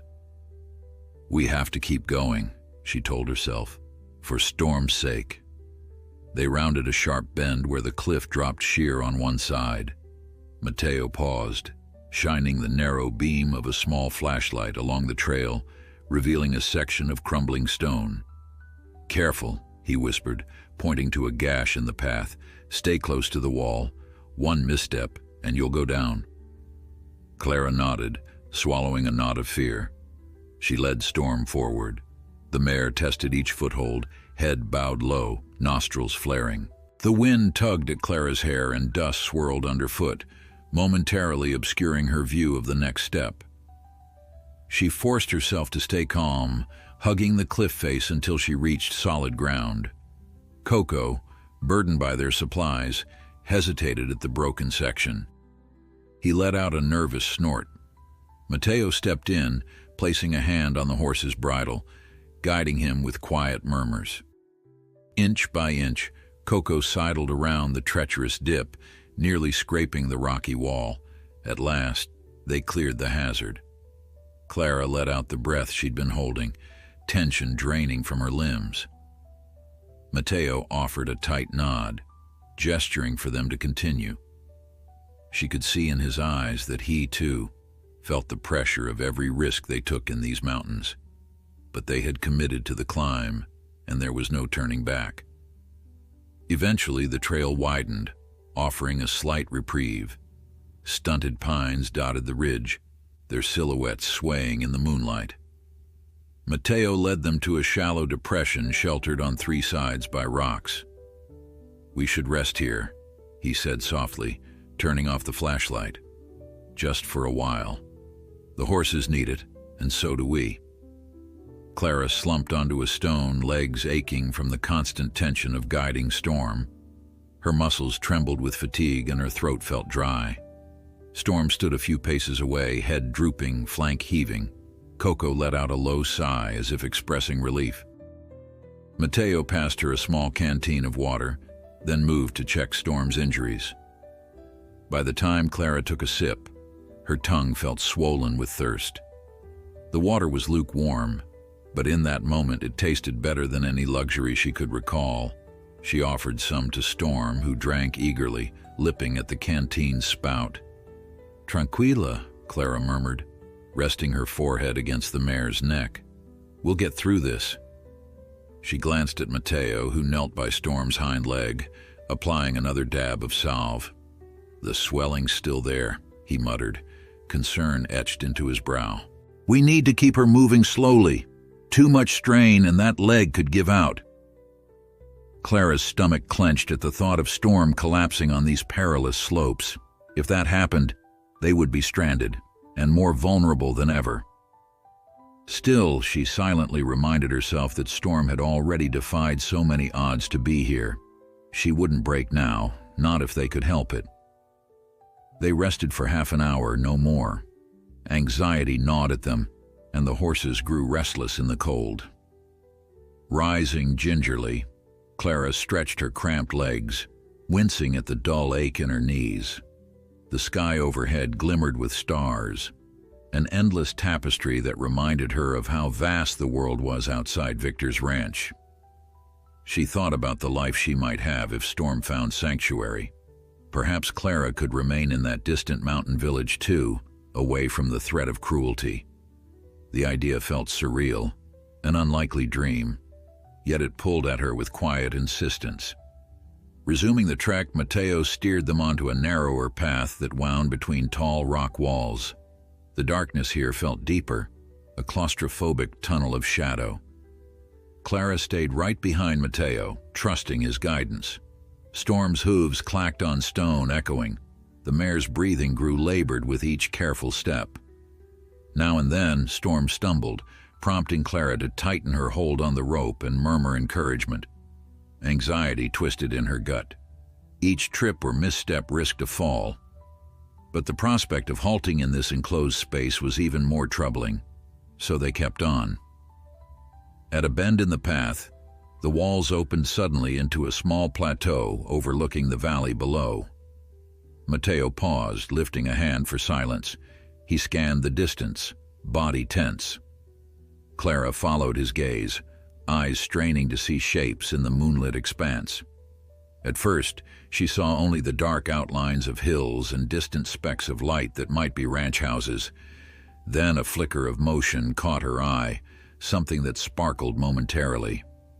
Holding her breath, she realized it was the beam of a flashlight drifting across the foothills far below. A jolt of fear shot through her. The trackers? She glanced at Mateo, who nodded, his face grim. "They're searching," he whispered. "But they're lower down. If we keep climbing, maybe they won't risk following." Clara's heart thudded in her chest. She thought of Victor's fury, fueling a relentless hunt.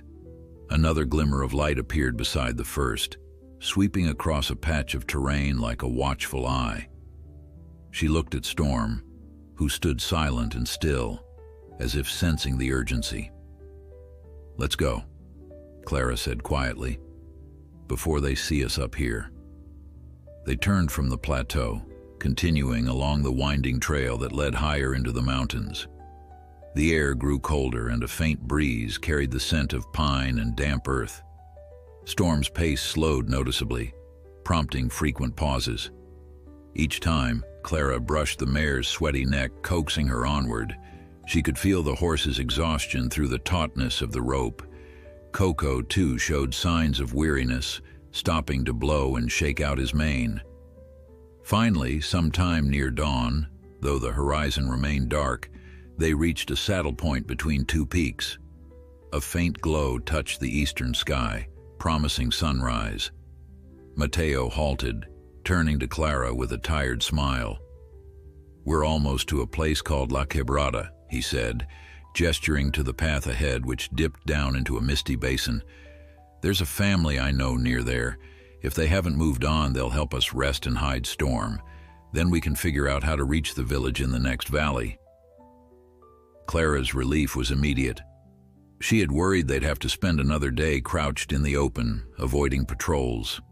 If someone was willing to offer shelter, it could be the break they needed. Storm stumbled on the first downward steps, nearly collapsing before recovering her balance. Clara's breath caught, and she quickly steadied the mare's flank. Mateo grimaced, examining the wounded leg again. It was hot to the touch, a sign of swelling and likely pain. "We'll go slowly," he said, voice firm. "She can't rush, or she'll lose her footing." On the narrow descent, they inched forward.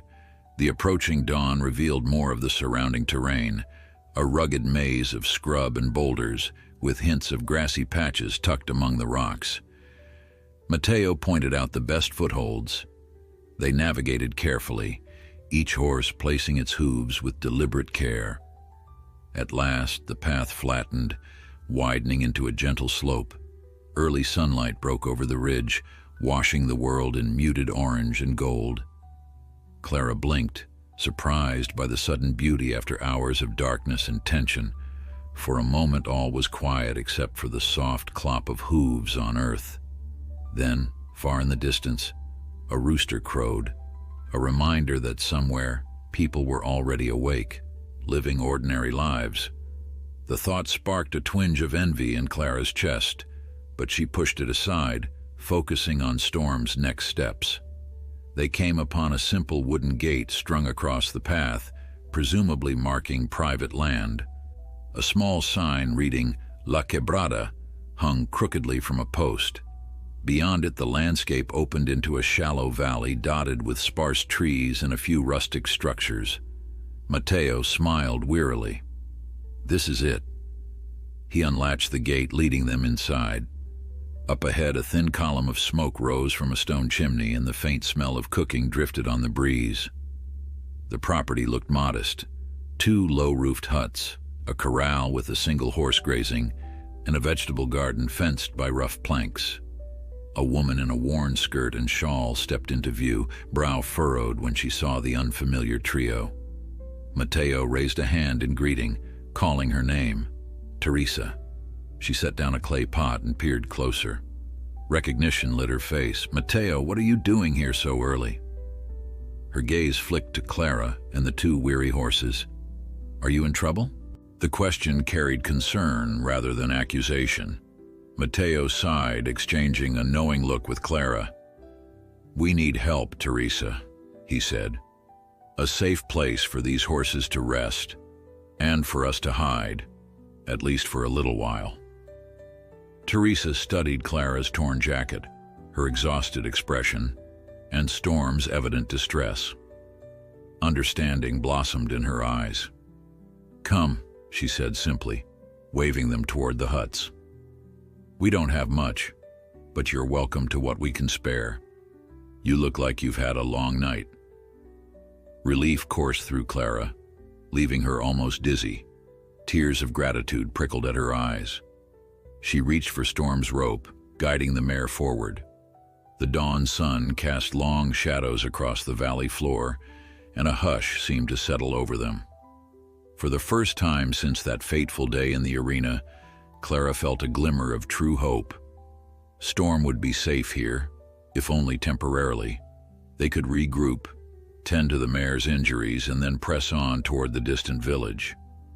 And maybe, just maybe, outrun Victor's grasp for good. Teresa's home proved even simpler on the inside. The main hut contained a small cooking space where a pot of beans simmered over a low fire, filling the air with a comforting aroma. A narrow table, 2 worn chairs, and a set of clay dishes completed the sparse furnishings. While Mateo tended to Storm and Coco outside, Teresa motioned Clara to sit. Her manner was brisk but kind, offering a bowl of warm beans and a thick corn tortilla. Clara thanked her softly, sinking onto a stool and discovering how hungry she was now that immediate danger had subsided. Each bite tasted of relief and hope. Teresa soon excused herself to check the garden, leaving Clara momentarily alone with her thoughts. She gazed around, noticing handmade details, a woven rug near the hearth, a wooden carving of a horse's head on the shelf. Each item suggested a life shaped by the land and its challenges. Clara wondered if Teresa had any notion of the risk she was taking by opening her door to strangers. With Victor's trackers scouring the foothills, harboring a fugitive horse could incur serious consequences. Yet Teresa had asked no prying questions, only offered help. Gratitude swelled in Clara's chest, mingling with a pang of guilt at bringing danger to this tranquil place. Outside, Storm stood beneath a weathered lean-to that shielded her from the morning sun. Mateo tied Coco alongside and began distributing handfuls of feed from the sacks. Storm pinned her ears back protectively at first, clearly anxious among unfamiliar surroundings, but her hunger outweighed her distrust. She lowered her head to eat, carefully chewing the fresh grain. As Mateo watched, he could see the tension in the mare's stance. He murmured soothing words, glancing occasionally at the slope behind them, aware that at any moment an unwelcome visitor might appear. When Teresa returned, she instructed Clara and Mateo to bring the horses behind the huts, where a small fenced enclosure awaited. It was no bigger than a modest pen, but it offered some privacy from anyone passing on the nearby trail. Mateo led Coco in first while Clara coaxed Storm. The mare limped, favoring her wounded leg, but followed nonetheless, ears flicking at the rustle of tall grass. Teresa directed them to a sturdy post where they could secure Storm if needed, yet she cautioned them to avoid tying her for long, given her injuries. Clara nodded, grateful for Teresa's empathy. Once the horses were settled, Teresa beckoned them into the second hut, a cramped storage space filled with dried corn husks and woven baskets. "You two can rest here for a while," she said, pointing to a stack of blankets in the corner. "Nobody usually comes up this hill except neighbors who know us, and they don't arrive unannounced. If anyone asks, I'll say I hired you to help with planting." Though her tone was matter-of-fact, Clara recognized the warmth beneath it, a quiet solidarity that made her eyes sting. She settled on the blankets, exhaustion finally catching up. Mateo sat beside her, shoulders slumping. "We have to plan carefully," he said, rubbing his temples. "Once Storm feels strong enough, we'll head toward the village in the next valley. But that ride might still be a full day or more, especially if the path is blocked." Clara exhaled, pressing a hand to her brow. The thought of more steep climbs weighed on her, yet she would do whatever was necessary to keep Storm safe. "As soon as she's rested," she murmured. "That's all we can do." They slept in turns for most of the morning, waking only to check on Storm and Coco. Teresa brought them lunch, simple beans and tortillas again, which tasted like a feast to Clara's starved body. Between mouthfuls, she glimpsed Storm nibbling grass from inside the pen. The mare's posture looked marginally better, though the swelling on her leg remained. She also noticed that Storm gazed toward the horizon with a far-off look, as if part of her still expected trouble to roll in at any moment. By early afternoon, clouds gathered, hinting at a possible shower. Teresa offered to help with Storm's leg. She retrieved a clay bowl of warm water, a rag, and some fragrant herbs that she crushed into a paste. "This is something my grandmother used on her mules," she explained. "It might ease the pain." Clara and Mateo held Storm steady, stroking her mane, while Teresa carefully dabbed the poultice onto the wound. The mare jerked, but soon relaxed under the gentle ministrations. Clara marveled at how quickly Teresa had joined their cause, reminding her that kindness still thrived in hidden pockets of the world. As dusk crept closer, Mateo grew restless, pacing near the fence.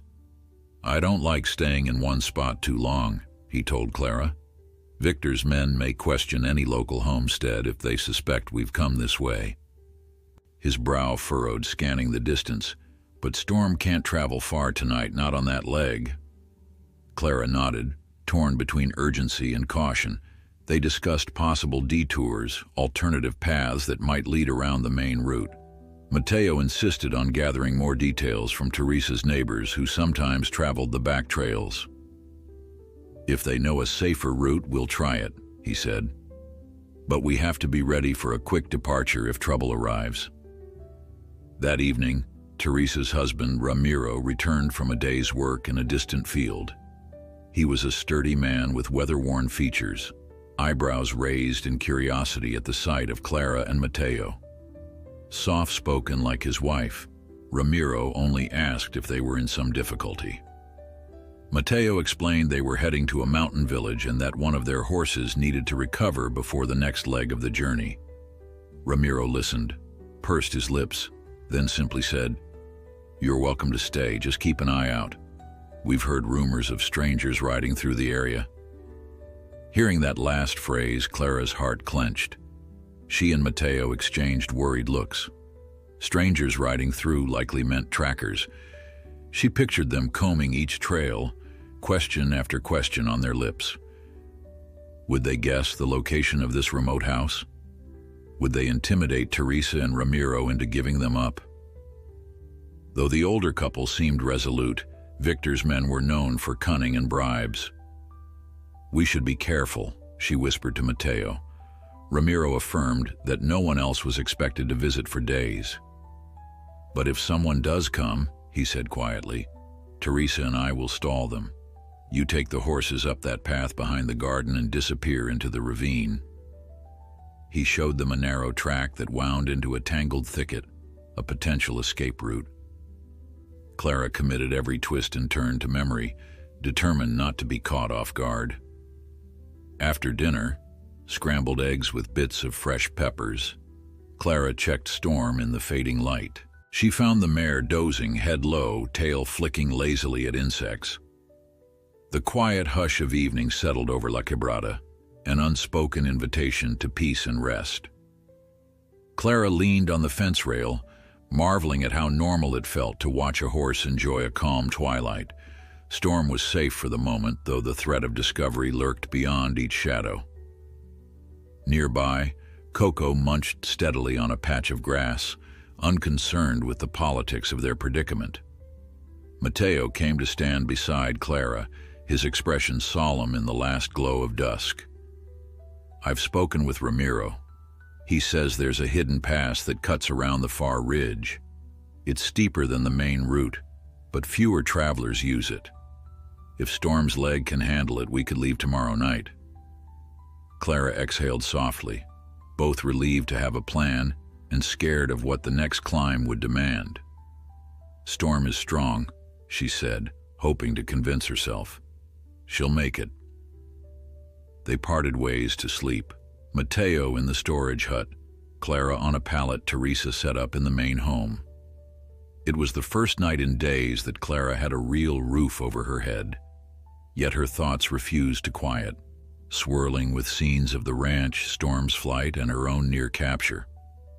She pressed her face against a threadbare pillow, listening to night creatures chirp outside.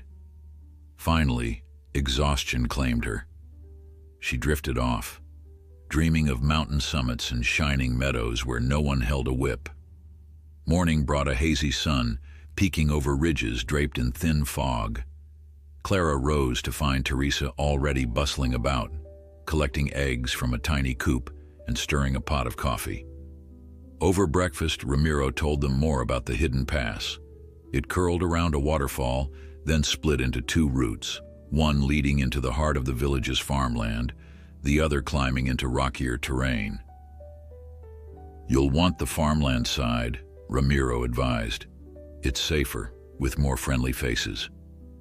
They devoted the morning to preparing.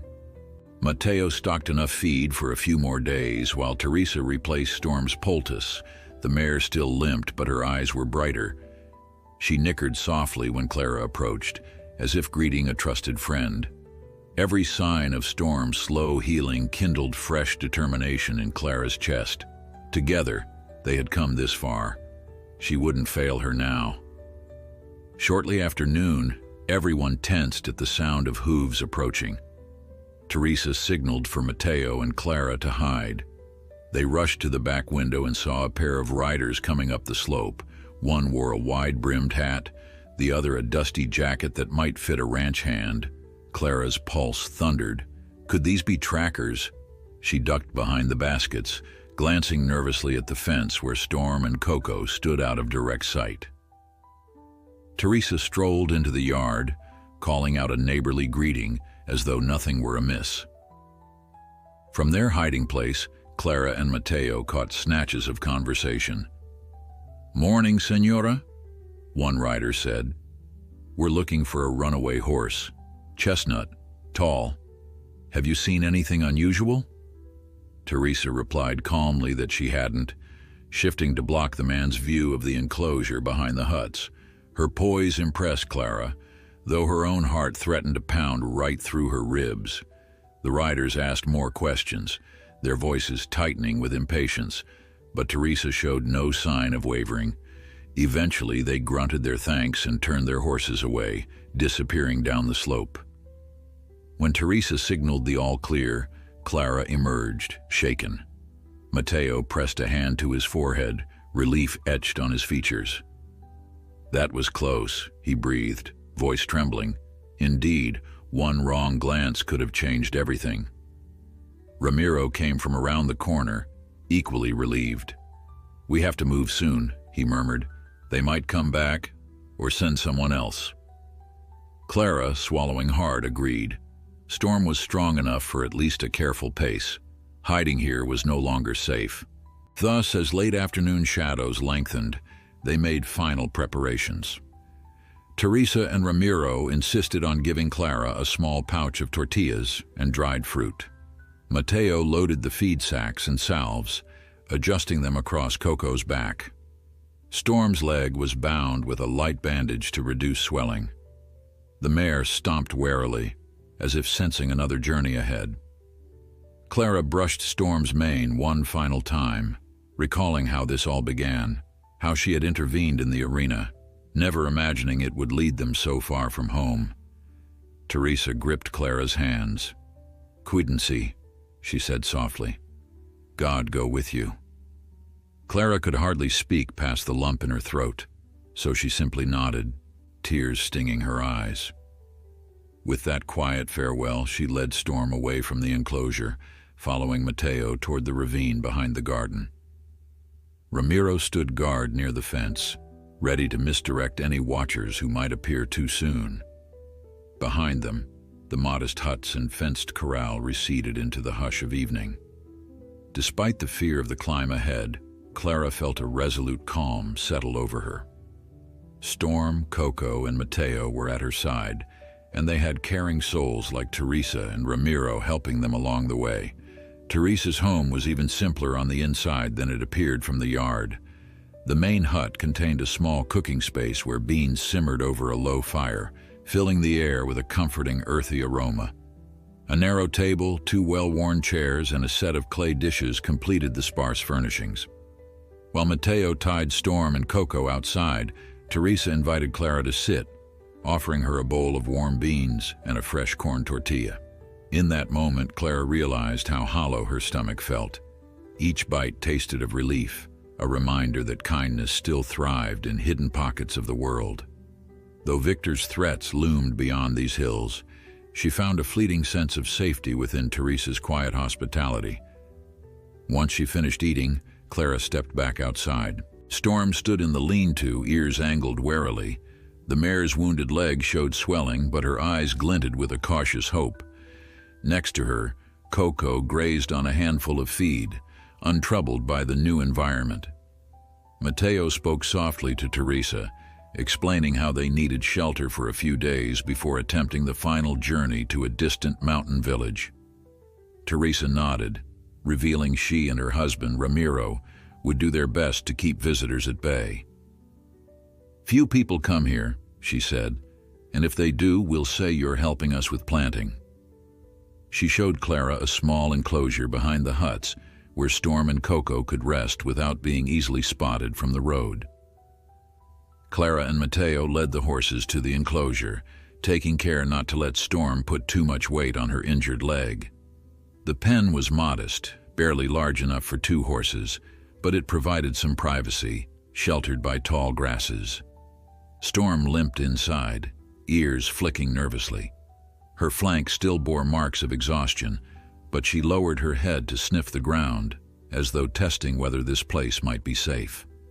Clara rubbed the mare's shoulder, recalling the first time she had witnessed Storm cower under a whip.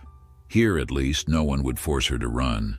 That realization felt like a fragile blessing.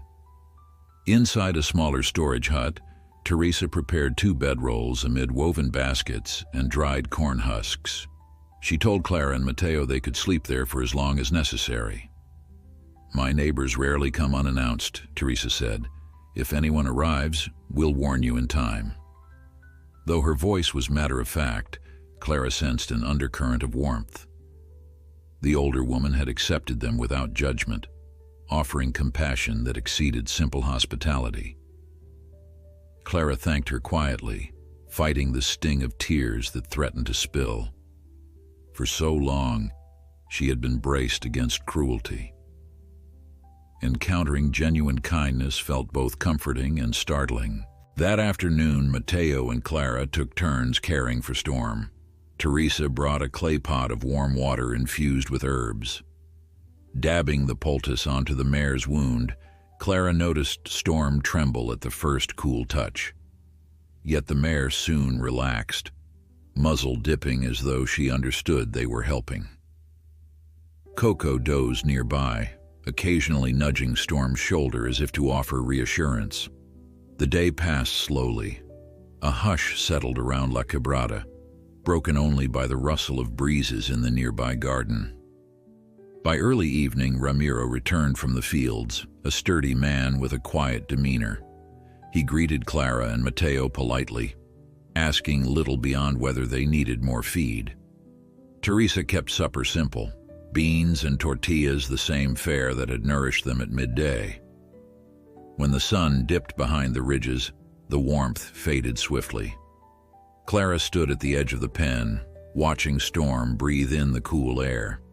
Overhead, a violet sky began unveiling its first stars. For an instant, Clara felt the tension of the past days lift. She could almost believe they had outrun Victor's grasp. Yet danger was never far away. Close to dusk, Teresa emerged from the hut, worry etched on her face. "Someone came by earlier, asking about a runaway horse," she murmured. "I told them I hadn't seen anything suspicious, but they seemed determined." Clara's pulse jumped. She pictured Victor's trackers prowling the roads, pressing every household for answers. Mateo exhaled, jaw tight. "We can't stay here long," he said, "but Storm isn't ready for another hard climb yet." Even the short journey from Teresa's yard to the hut had tired the mare, leaving her favoring that injured hind leg. Night settled in, bringing a deep stillness. Clara spread a thin blanket on the dirt floor of the storage hut, exhaustion tugging at her limbs. Outside, Mateo checked the pen one last time. Storm rested with her muzzle low, half dozing, while Coco occasionally lifted his head to sniff the air. Though her eyes felt heavy, Clara's mind raced with images of whips, dusty arenas, and the endless tension of trying to stay ahead of Victor's men. She eventually slept, lulled by the chirp of night insects, her dreams filled with images of winding trails and towering summits. Morning light came soft and gray, revealing low clouds that clung to the mountaintops. Over a simple breakfast, Ramiro informed them about a steep path branching from the main route. If they followed it carefully, they could bypass the roads most likely watched by strangers. Mateo proposed waiting until Storm improved before risking the ascent.